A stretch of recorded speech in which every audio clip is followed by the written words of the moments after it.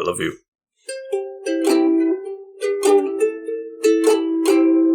Gentlefolk, ladies and men, thank you for coming back to the couch today. We're so happy to see you every single time that you are here. I am the Green Traveler from Gorsh. And I am the Faceless Leon. This is a podcast about movies and TV, and we like to call it Green and Faceless Get a Job. Green and Faceless on the couch. I have a job. I don't want another one. Yeah. Mine's okay. Mine's okay. I like mine all right. I mean... mean... people are fine. I mean, honestly, I got a pretty lucky job, I think. Yeah. I don't know. Everybody wishes their job pays more. Right. That's where I'm at. And I also wish I didn't have to deal with people. I like the people I work with. I don't like the people I work to interact with at work. The customers, if you will. Yes. Yeah. Yeah. Yeah, you know what? Like, that's fine. What I dislike looking back, not necessarily at Target. I don't know. We're going to scrap all this because I've totally lost that tangent I was going to go on. And we're here talking. We're doing the potato pick. It's the first Thursday of the month, everybody. Thank you, patrons. It's crazy to think about. We love you. Yeah, we're already in April's potato pick for 2022. It's fucking weird. Have we done this a whole year yet? I think we have. Maybe. Yeah, I think so. Yeah. And you I don't remember which lovely patron it was out there, but they suggested a Tom Hanks actor spotlight. They did, and it's a good one. I think we got for you here today. Yeah, I guess if you don't know for sure, I don't, but I'm pretty sure I know. Yeah. But I won't say, just in case we're wrong. But thank you, all of our patrons. We love you. Indeed, we really do. And if you want to join the patrons, might as well get it out of the way up front. If you're interested in becoming a patron yourself, you can head on down to patreon.com/greenandfaceless. Check it out. Look at our lovely subscriptions there, and give us feedback. If you don't want to be a patron, if you don't have the money aside, that's totally fine. We understand. We'll always do this for free, but you can help us out by just leaving us a comment, leaving us a review. Anywhere that you listen to this, and we greatly appreciate it. We do. So let's talk about Forrest Gump. Yeah. The first spotlighted film suggested by our patron was Forrest Gump, way back in 1994, directed by Robert Zemeckis. It was the year after I was born. Also, it was written by Eric Roth. Eric Roth is a very famous screenwriter. He's been nominated for a lot of films. Let me pull this up real quick. I know he did Dune. He was recently with Dune. He did Ali. I think we talked about him on Ali. Here we go. Here, he's been nominated for Forrest Gump, The Insider, Munich, The Curious Case of Benjamin Button, A Star is Born, Dune, and he also, as it said, wrote Ali and Extremely Loud and Incredibly Close, as well as Martin Scorsese's Killers of the Flower Moon coming up soon. Well, so dude is busy. Yeah, there's a lot of stuff on there that I like. Yeah, he is great screenwriter, and this is one of his best, if I do say so myself. So let's dive into it. If you don't know Forrest Gump at all, if you have completely been living under a rock and somehow have missed this film, I don't know how, because at least my school played it. I think I watched it in my school at least 2 or 3 times. Really? Throughout my entire... I don't think we ever played it in my school, but... Really? No. Yeah, they had an edited version so that we didn't get to see the movie scenes or anything like that. But yeah, well, but we did watch. It's culturally I Am Sam. Secret review of I Am Sam. Okay, I don't think I've ever seen that. That might not be the title. It's the Sean Penn movie. No, I don't know. It's over my head. But this movie has been deemed by the Library of Congress, Forrest Gump, that is, not I Am Sam, but it has been deemed by the Library of Congress, along with many, many other films, of course. But it's been deemed as culturally, historically, or aesthetically significant. And it's very true. It covers a huge range of American history. Well, not a huge range, but it's a decent range for modern history. How far back does it go? Is it back in the 50s? I think late 50s. Well, maybe when he's a baby, it's the 50s. And when I say baby, I mean like he's 9. Here it is. In 1956, in Greenbow, Alabama, young Forrest is fitted with leg braces. Yeah, as a young boy, he has a very low IQ. He lives in, as we just said, in Alabama, and he has a very caring mom who loves him a lot, played by Sally Field, and Forrest, of course, is our Tom Hanks, our actor in the spotlight today. Forrest needs to go to a special school, says the principal. Yeah, and as a kid, he's played by Michael Connor Humphreys. Yes, and he does a good job. He does a fantastic job. He does Tom Hanks. What you're saying? He's fantastic. Fair. He does imitate or emulate Tom Hanks's performance pretty freaking well. It's the other way around. It's the other way around. Yeah. So they wanted to get a kid who wasn't an actor. And they found this kid. Oh. And wow. Yeah. And so this is just how the kid performed because he's not used to performing. And then in turn, Tom, because he was very interested in how the kid played the character, and that informed how Forrest was played. According to That's fucking awesome. This show on Netflix, the Films That Made Us? That might be it. Yeah. I think that's it.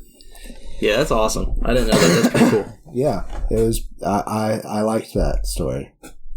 Well, in that case, the kid does a damn good job. Yeah. No, it is beautiful, and at being a kid with low IQ, you see the world and the history that Forrest witnesses through very simple eyes. Like, it's very untainted by a lot of a lot of flaws, I guess, that come with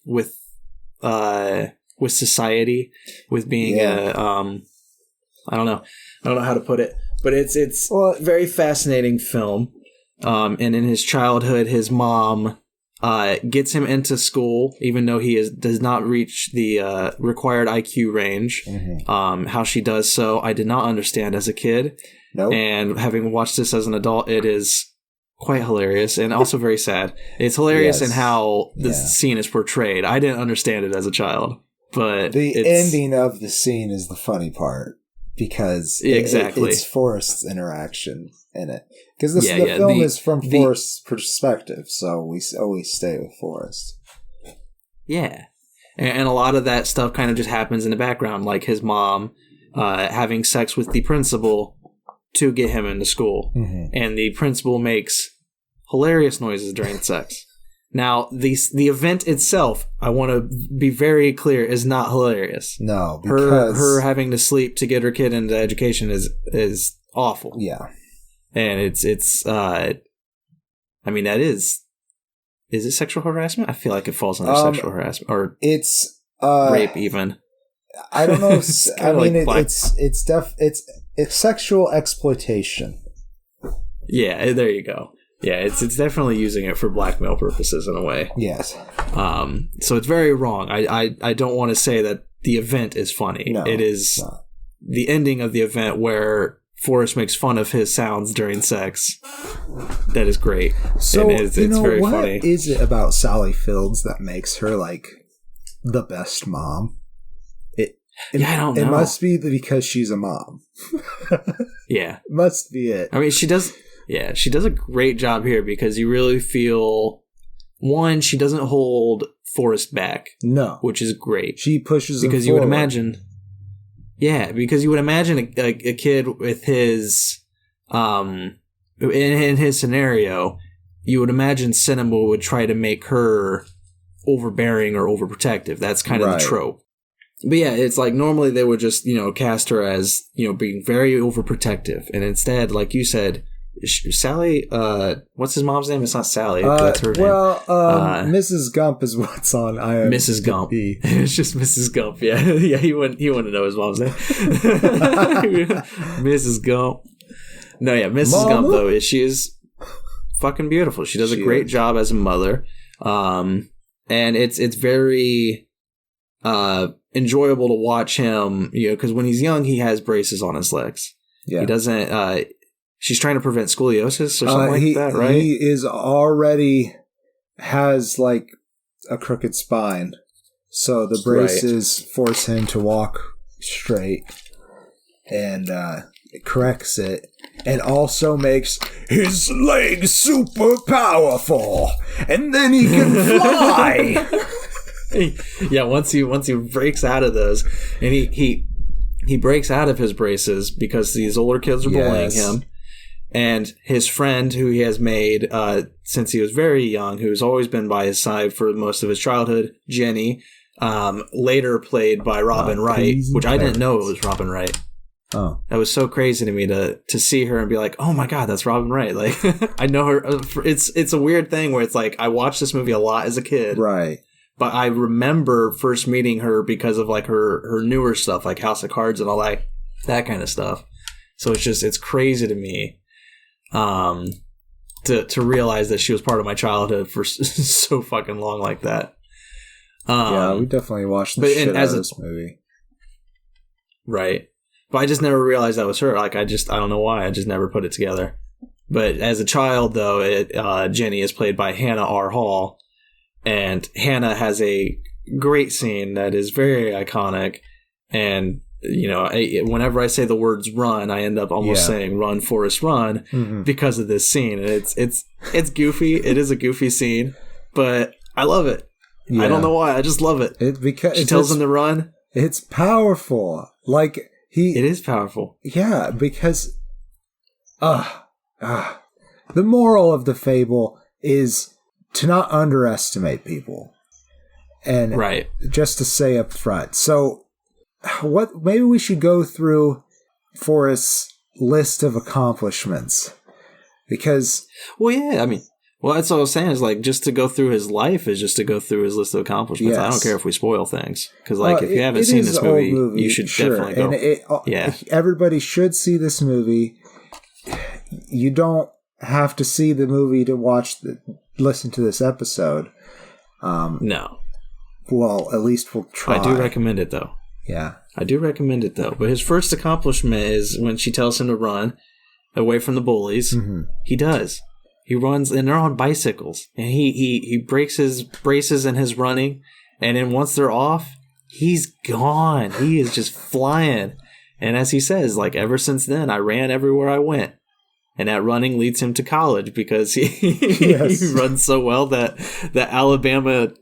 It wasn't it was it's not Alabama University. University of Alabama. There was like tryouts going on, and he just ran through the field because these assholes were chasing him with the truck because they're assholes. Yeah. And so he gets they adopted as they grew up or adapted. Full ride scholarship. But he had his college and Jenny has her own college though. Right. Yeah, they got separated. And also, I guess, to parallel, to tell Jenny's story at the same time as the movie does, her childhood, she had an abusive father. Yes. It's hinted at, again, you only see it from Forrest's point of view, but, the older I grew as I watched this, the older I grew up, the more I understood how horrible her situation was as a child. And it affects her as an adult because, she does the kind of cliched story arc of like, abusive father turns to drugs, turns to like the hippie movement, it is a little stereotypical. Female empowerment too. It is also not quite Jenny's story. And it's still like an important story to tell. Also, like I've been thinking like if anybody's ever going to touch this story with a 10-foot pole again, that they can make a movie called Jenny, and that could work pretty good. I did read that it is being remade in India. Not here in India. Oh. The upcoming Indian film Lal Singh Chadha. I'm sorry if I'm pronouncing any of that wrong. But it's starring Amir Khan as Forrest. Oh. Very interesting. Well, I say as Forrest. I don't know if it's his name. I doubt his name is Forrest. He's the lead. He's playing the lead. As the lead. At university, Forrest witnesses the civil rights movement, specifically at the University of Alabama, where you have there were sit-ins, right? Or man, I'm gonna feel real dumb in this episode for not knowing my history. Integration. I don't know if that's the correct word, but it's the opposite of segregation. Yes, and it's like he witnesses the here it is. George Wallace's stand in the schoolhouse door. Right, the mayor. That's what this is, I think, or it was the governor. President of the university or something. Governor. The governor. Yeah.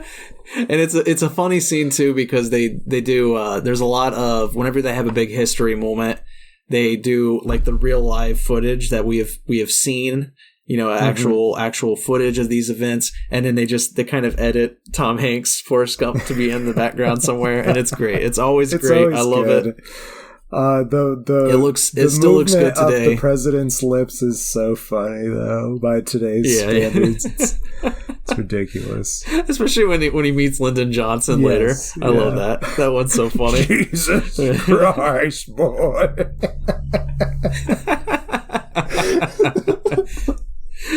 Well, he also he meets JFK after the war, right?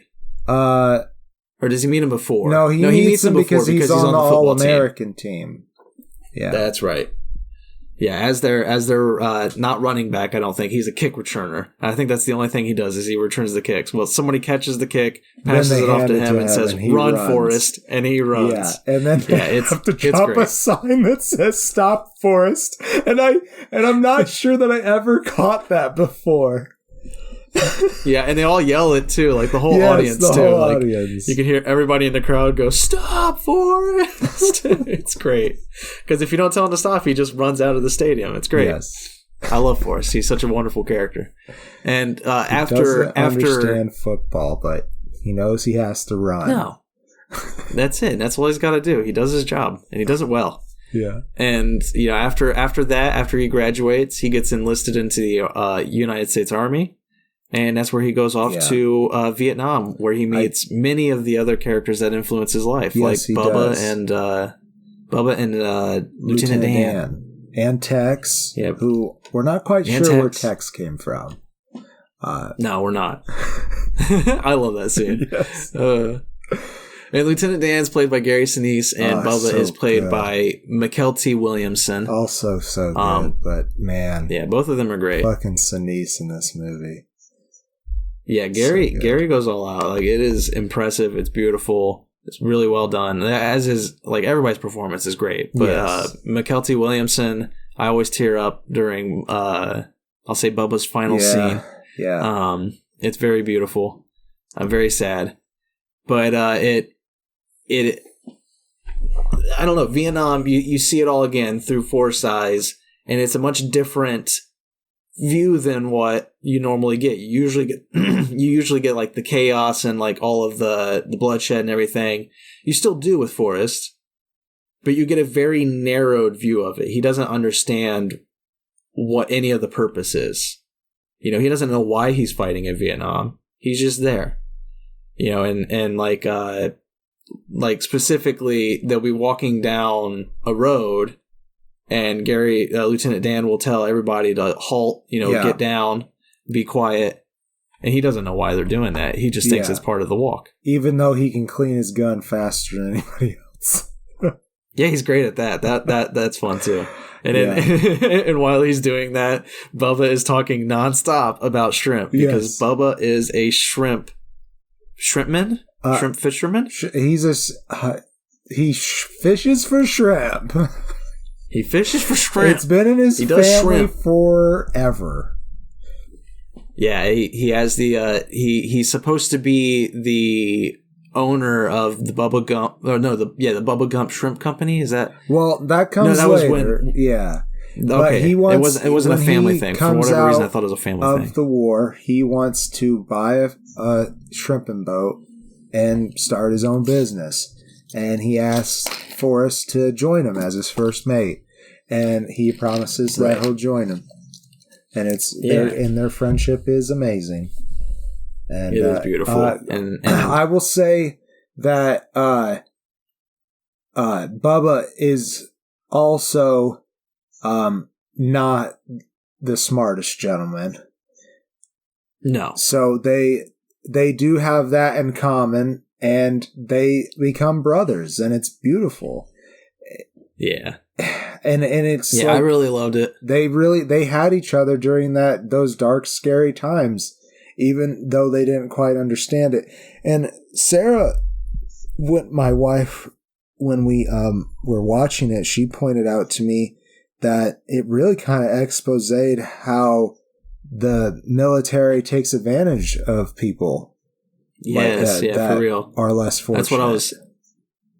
That's what I was just thinking, was that, like, even though Forrest and Bubba were both good soldiers, and, you know, Forrest especially was an amazing soldier, at the same time, they don't understand the purpose of it. No, and, you know, honestly, a lot of the people who were going didn't either, because that particular war was fucked up. Every war. Right. Every war is fucked up. We don't need it. But I mean, from just a basic fundamental standpoint, they didn't understand the purpose of just being in the army. They didn't know the weight of it, the reality of the whole thing. And I think that alone should have disqualified them. Like, it's very, probably, but who am I to say? He did show courage and bravery, and did deserve what he gets at the end. Both medals that he receives. He does an amazing thing. Like, he has a very amazing feat in the war, earning him awards, one award, as you said. He gets the other one because he gets bit in the ass by a bullet. Yes, he does. And that's when he has this hilarious moment with Lyndon B. Johnson. Yes. Because Lyndon B. Johnson's like, I'd like to see that. Just turns around, shows him his ass. Here you are, Mr. President.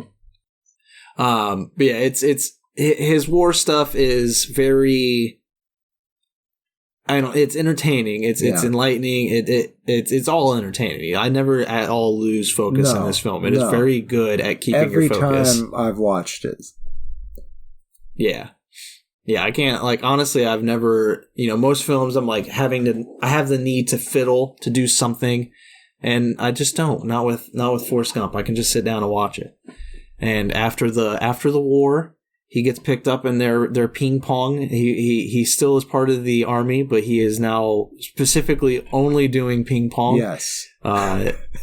Fighting he's fighting China, I think, right? In a world championship or something. Yeah, something like that.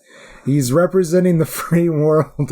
And, I don't know. It's really good. Somebody tells him like this big metaphor for like his matchup against China in this big like world tournament kind of thing, and it's so funny. It's like, we're representing the free world against. It's just great. I love it.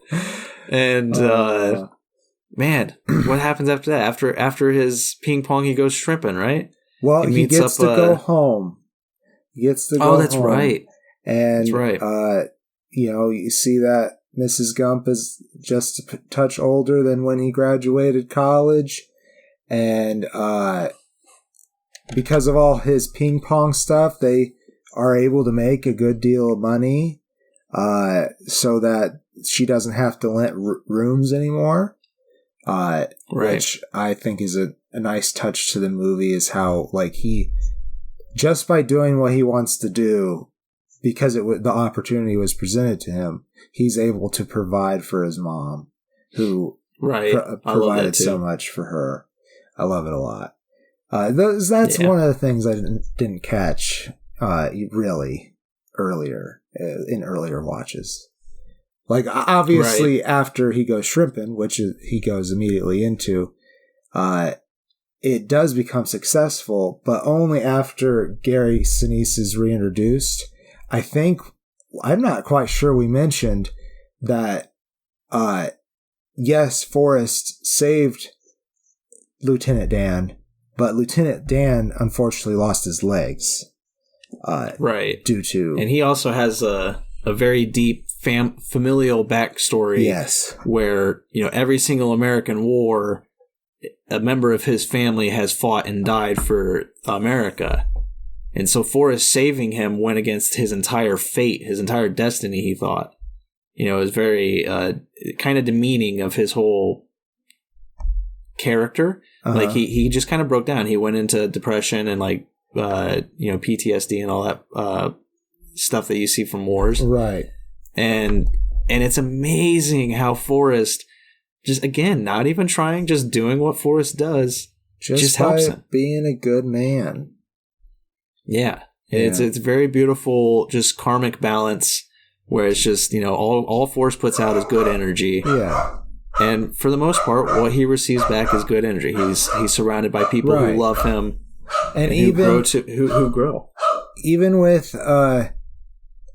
his bitterness, Lieutenant Dan's bitterness, he eventually lets Forrest in step by step. Like, the first step really is on New Year's, he finds out that he's in New York. I think that's for ping pong. I think this was a little bit back in the film.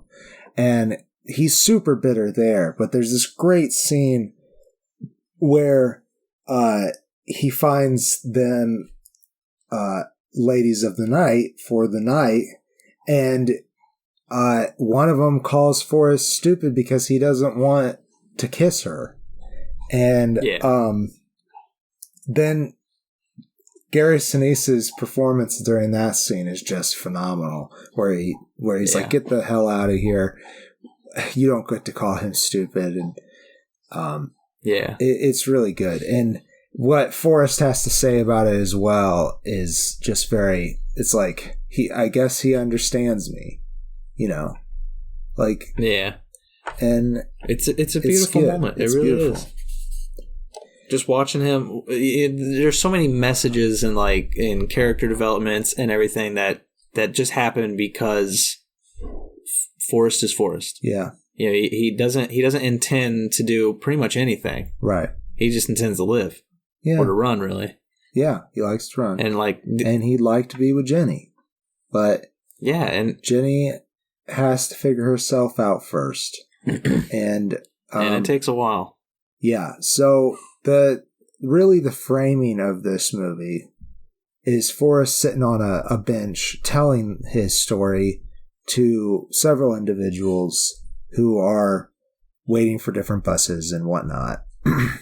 Right. And he's sitting there because he's waiting on a bus to take him to visit Jenny because she sent him a letter. And I think we'll leave it at that for that because I feel like we're running on a little bit and maybe we should do our closing statements. Right. I do actually want to say I don't want to spoil the ending. I don't want to spoil why Jenny's contacting him, because that is, as history comes closer to the 1990s when this film came out. Right. That's when, when you get to the bus stop.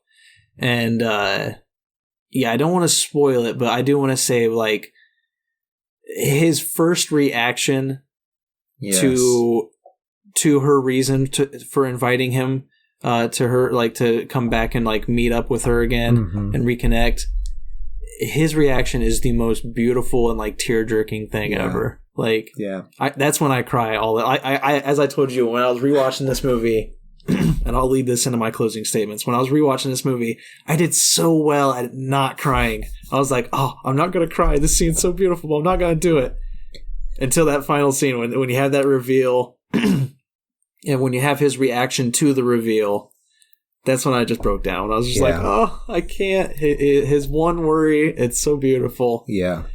I love this movie. I love all the performances, the edits of Forrest into history, into those historical film footage is just funny and just perfect in a lot of ways. Yeah.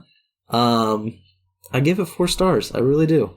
Like it won 6 awards or whatever for 6 Oscars. It won many awards, but it won 6 Oscars. Deserved them all. Just highly recommend this film. If you have not seen it, go check it out. I did notice like one weird thing. Another thing that I noticed as an adult that I didn't notice as a kid is a lot of his story.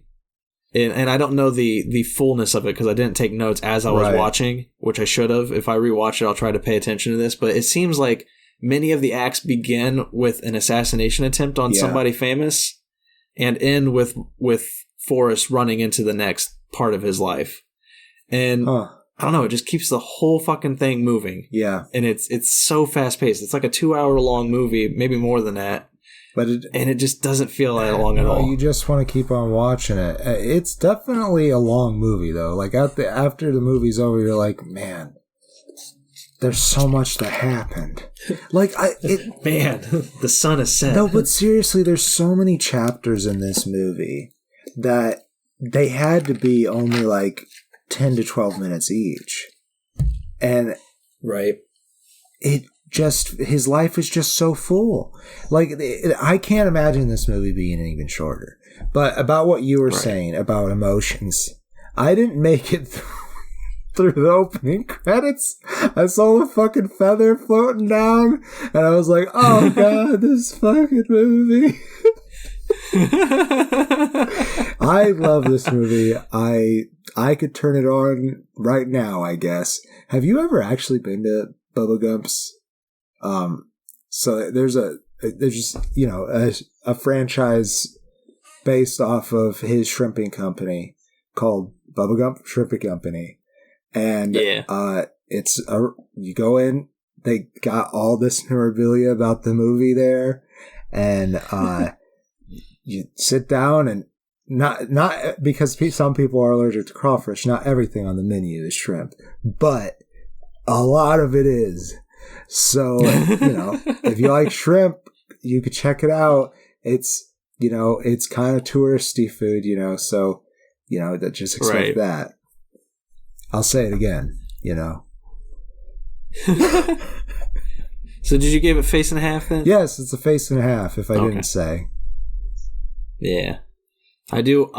Before we move on, a couple fun factoids about this film.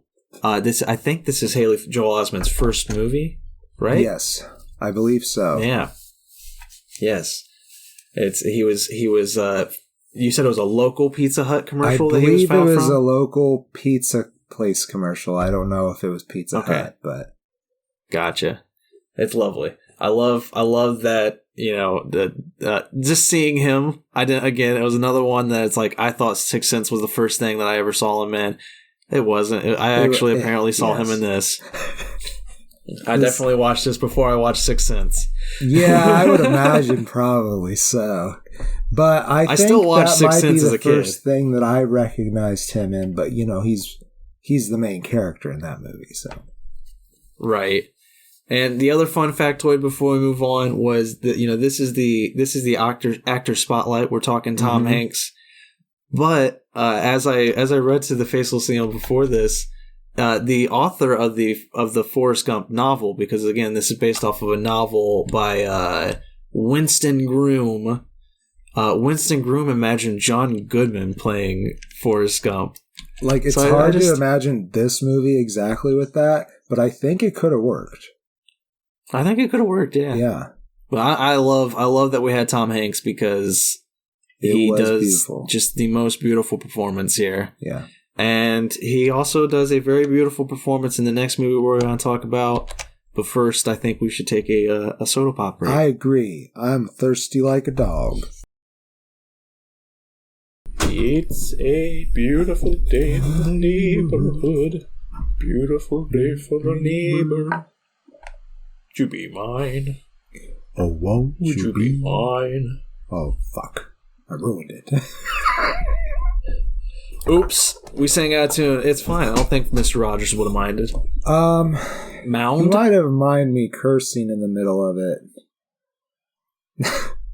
Because I did do that. Yeah, he might have given you the side eye and be like, hold on now a second. Now, hold on. This is about love and friendship. Indeed it is. If you don't know Mr. Rogers, I'll let you summarize, but if you don't know Mr. Rogers, go out there before you even listen to any of this. It's very much worth your while to go out there and just watch a highlight reel of Mr. Rogers. He will make your day. Yeah, he sure will. He is he has passed from this earth and has joined his saintly position. No, he in fact in this movie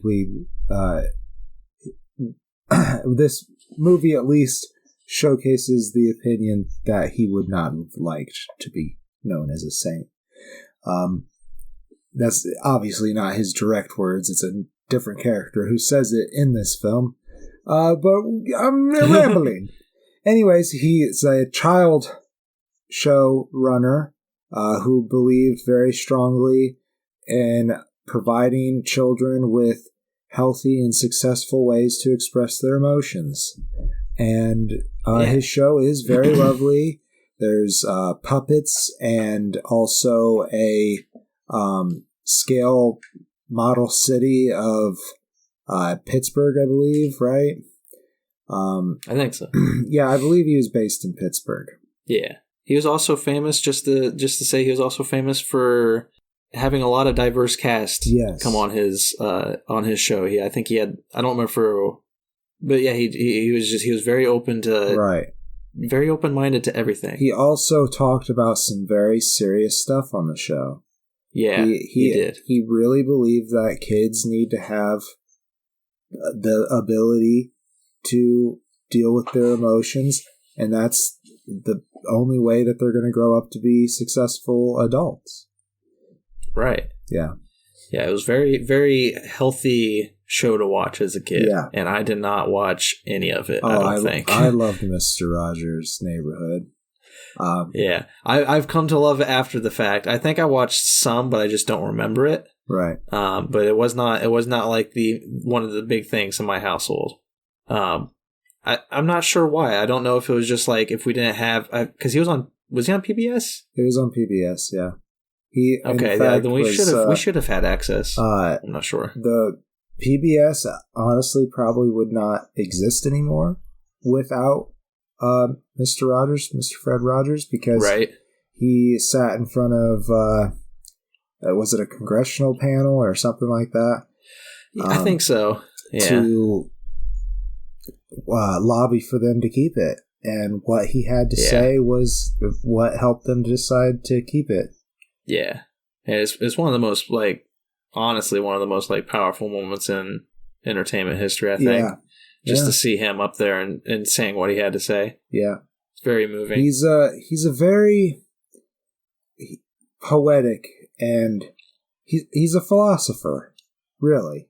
Yeah, is what he is, and he shared his philosophy with children, and reportedly he, which we'll get to the movie, he was just an all-around great guy. He had some, rough patches himself from trauma he had in his childhood. But they don't really go into this movie. That's in the documentary. What's the title of the documentary? Because Won't You Be My Neighbor? Won't You Be My Neighbor? Yes. Yeah.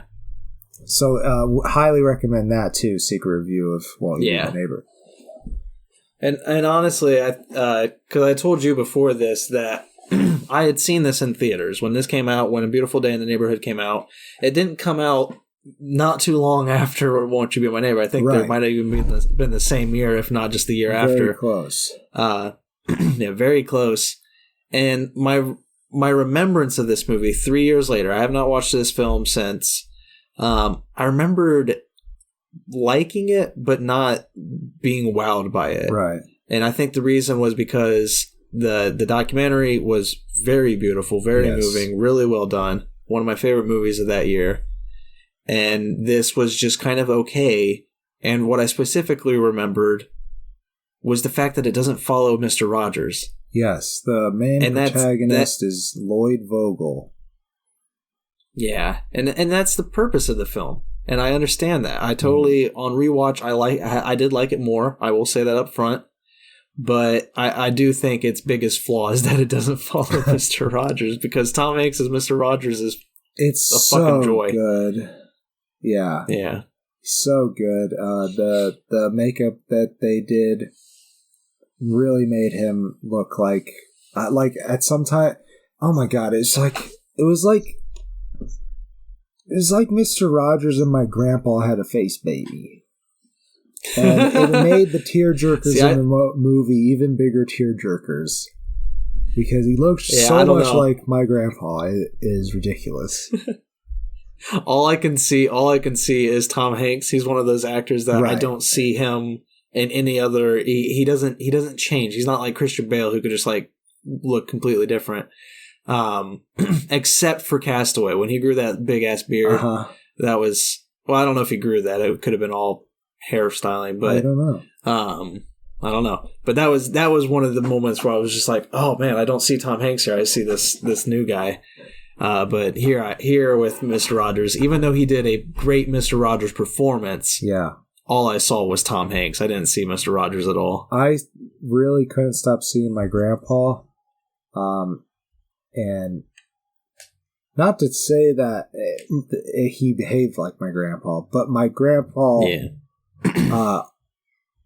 had a similar drawl, a similar cadence as Mr. Rogers. I'm not sure, but I thought Mr. Rogers was originally from Missouri. I'm going to check that. Check it. We have this capability. And while you're doing that, I will say that this movie is directed by Marielle Heller. She was Alma Wheatley in The Queen's Gambit. If you remember The Queen's Gambit, she was Alma, Mrs. Wheatley. And she played which character again? She played Alma Wheatley in that. She was the director of this. Oh, she's the director. Oh, okay, cool. Yeah. And it's written by Micah Fitzerman Blue and Noah Harpster. And Noah Harpster was the... well, let's see. He was originally from Pennsylvania, but a very small town. And he definitely seems to have a smooth country way about him. But I guess it's Appalachian and not. He reminded me of my grandpa. That's all I wanted to say. So... Yeah. Lloyd Vogel is a journalist who is mad at his daddy for leaving while his mom was sick. And this is the story about how Fred Rogers somehow gets involved and helps. And he gets involved because after he gets in a fight at his sister's wedding with his dad, and after his last couple of pieces really tore up the people he was interviewing, nobody wants to interview with him except for Fred Rogers. But he doesn't want to do it. He's like, "No, I'm not a puff piece guy. What are you doing?" And she's like, "You do it and you be nice." His boss, I don't remember who his boss is. Yeah. But they send him over there and he's supposed to do it all in one day. He's supposed to have an hour with him. But because Fred is so busy talking to Make-A-Wish kids that he has to push back the filming schedule, making the whole set stay. And also, he also says he's going to give Lloyd 20 minutes when he can. And then the 20 minutes turns into like 10 or 15. Right. And that just shows how busy he is. But then later... Fred comes around and makes more time with Lloyd because he asked Lloyd why he was hurt and could tell that it wasn't softball like he was fibbing, that it was. Yeah. And he got him to tell him that he got in a fight with his father. And Fred wanted to know more about that because what is most important to Fred Rogers is the person that is in front of him that he is talking to currently. Right. Yeah, he likes as Lloyd puts it, and as somebody told Lloyd, I think it was Mr. Rogers' like driver, personal assistant. But Bill. He likes broken. Yes. Yeah, he likes broken people. And Lloyd is very much a broken person. His history with his father, with the death of his mother, and just with life in general, like he is suffering pretty strongly from like depression and from like isolation specifically, because like he's kind of pushing his wife away. Yeah. He's pushing his responsibilities as a father away by just going off and doing this piece. Right. Even though it's helping him, at the same time he is kind of ignoring his family to do it. And to give everybody credit, Matthew Rhys plays Lloyd Vogel. Susan Kelechi Watson plays his wife. And his dad is Chris Cooper. Chris Cooper's pretty famous. Yes. He's in everything. I just don't know. He's in The Born Identity. That's where we talked about him. I always recognize, but really can't remember what I know him from. Yeah, we talked about him on here in The Born Identity. He is right. He is the agent going after, not the agent, but the government guy going after Enrico Colantoni plays Bill Eisler, the bodyguard. Thank you. Guy. Yeah. What did I know him from? Because he looked familiar too. Lots of things. Oh, he was in Person of Interest. I did watch that. He was in Galaxy Quest. Mathazar. Oh, yes. Galaxy Quest. Dude, we got to do that on here. And he was in Stargate SG-1. Hey, I forgot about that. He was in Stargate too. Secret review of the movie. He was in Stargate, so many things. Movie or the show? I think the show. Okay. I'm not sure, but I thought it was the show. I think it was the show. I think I would remember more vividly if he was in the movie. Secret review of Stargate and Galaxy Quest. It's Foreman. That's a sci-fi threesome almost right there. We can definitely we can make this happen. But no, it's a wonderful cast. Is all I wanted to point out. They all do a great job. But because Lloyd, I mean, is struggling with this issue, these personal depressive issues like this, it just kind of attracts Mr. Rogers. You know, he whether he admits it or not, he does kind of like broken people. He likes to help.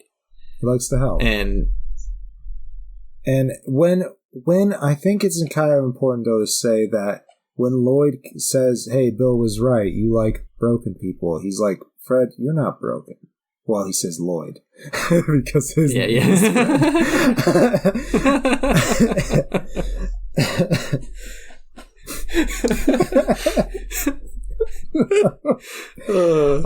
also, just to mention, Marianne Plunkett doesn't have that much time in this, but she plays Joanne Rogers, and there's this great moment where Lloyd, who is exhausted, passed out on the set for some reason after this trippy ass scene. It's great. It was honestly one of the more trippy scenes I've seen in a movie, and I was like, wow. Yeah, there's not much lead into it either. It kind of just it goes from like a very realistic, he's going to the set, and then like as he gets on set, it just slowly evolves into like, what's happening? Yeah. Like, this is a little weird. Yeah, it involves his like childhood stuffed animal, Old Rabbit, and it's really surreal, a little creepy, and I love it. But anyhow, he wakes up to Fred and Joanne playing dual pianos, and Joanne was like, "I didn't know he was here."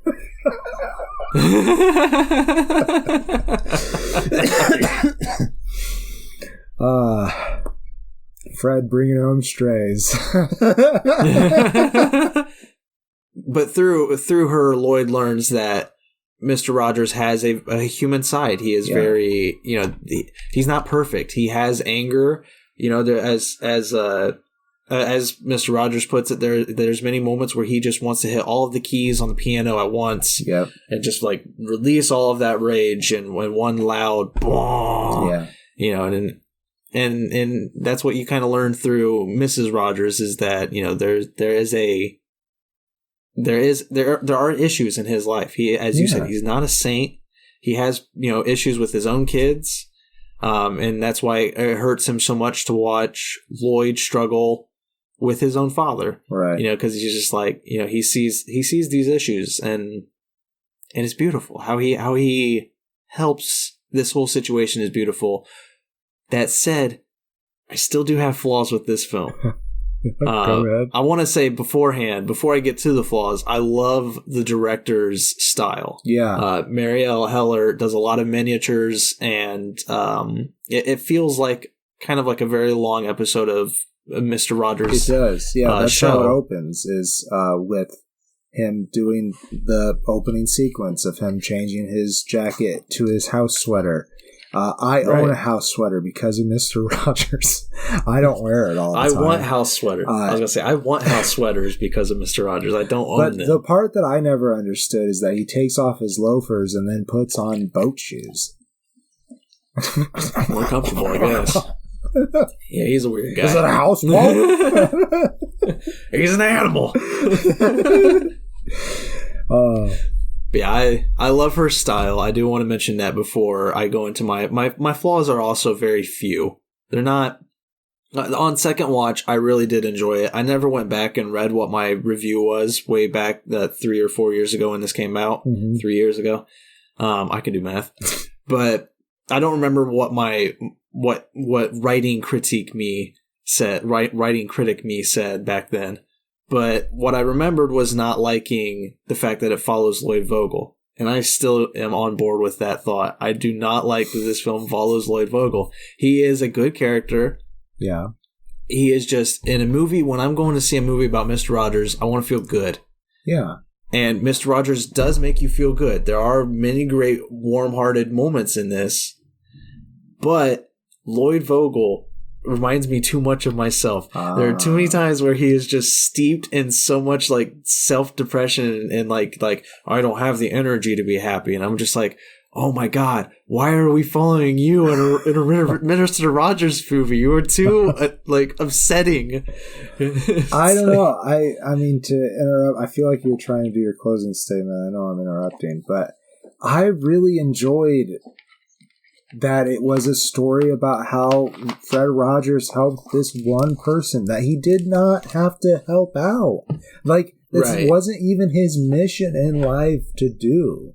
Like, he just goes out of his way to help him. And they could have done that from Fred Rogers' perspective. They could have. But Lloyd is a much more grounded character. Fred is kind of lofty, you know? And I think also having a film from his perspective, I don't know. That might be more hard for some people who are really who he's really dear to them. Yeah, I know. It would have been more difficult. And I'm not saying like that they should have. I do like the cynic becoming a believer story. Yeah. That is age old. You know, it works. Right. It's really well for this. But that, you know, that said, it still is just hilarious that my takeaway from this when I 3 years after I first watched it, and I'm pretty sure after the second watch still, is going to be remembering that you have to spend this 1 hour and like 48-minute film, you have to spend a good solid hour of that feeling the weight of all of these emotions. It's just like, I'm so depressed and I'm so heavy. And so it's like the warm-heartedness of Mr. Rogers coming in and lifting that all away is great. Yeah. It does make me cry. There are some really good scenes. Yeah. But it's just, I don't know. It's so weird to think that a Mr. Rogers film would spend so much time steeping in this loathing, I guess, is the way to put it.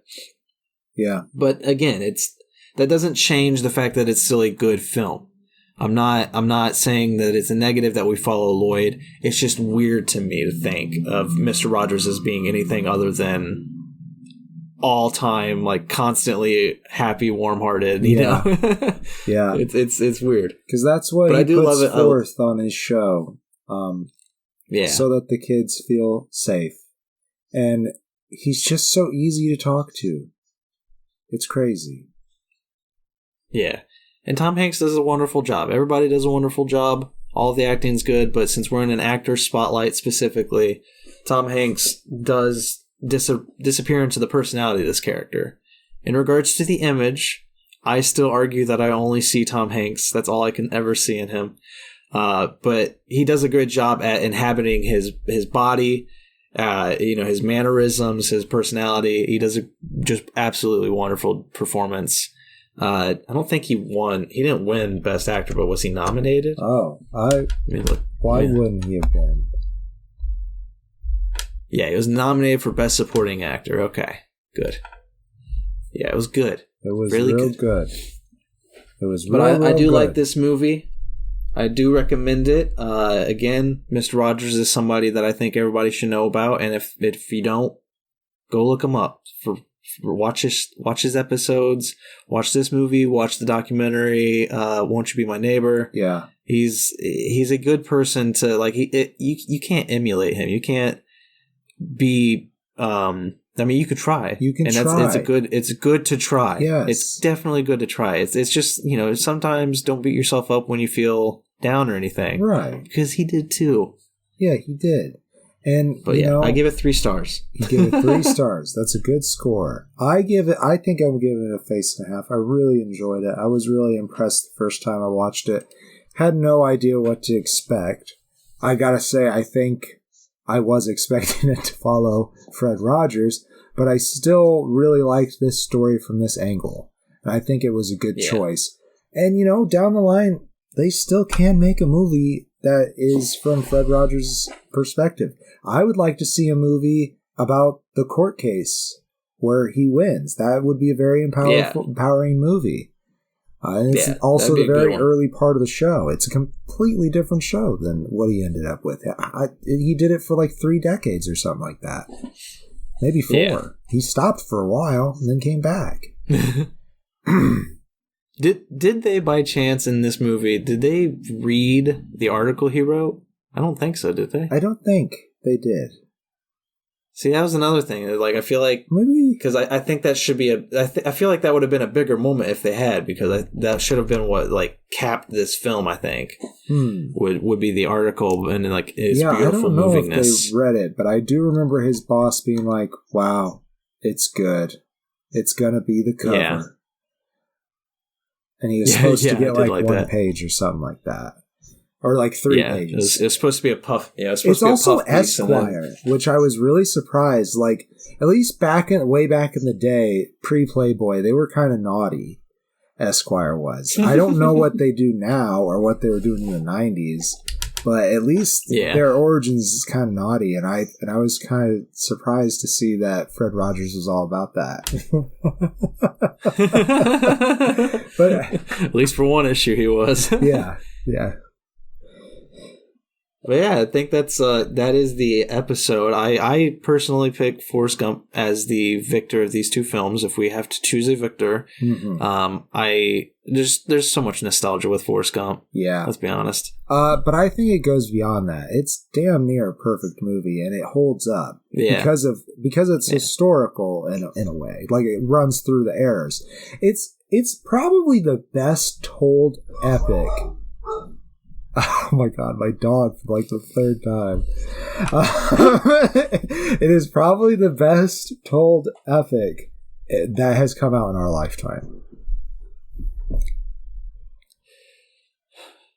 Lord of the Rings. Damn it, you're right. But that might be because I am a fantasy nerd. But if you're going to count just one movie, that's an epic. Then I think this might win. Maybe. There might be a war. That I've seen. Damn it! I'm trying to think of one. I'm sure if given enough time, I could think of one to argue it. But it's certainly one of the best epics in our lifetime. That is inarguable. Definitely. Well, but that is our show. Thank you. Oh, that's the show. What was I said? We said the same thing. Yeah, that's it. That's it. I'm the Green Traveler from Gorsh.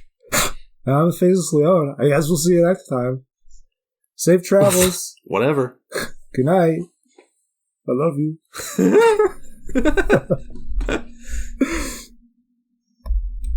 I guess I should stop the recording. Green and Faceless on the Couch is a proud production of FictionWorks 19. Are you a fan of the show? Feel free to contact us at greenandfacelessfans@gmail.com or visit our Patreon page at patreon.com/greenandfaceless. Don't forget to comment, like, and subscribe, or rate us on Apple Podcasts. Thank you so much for listening.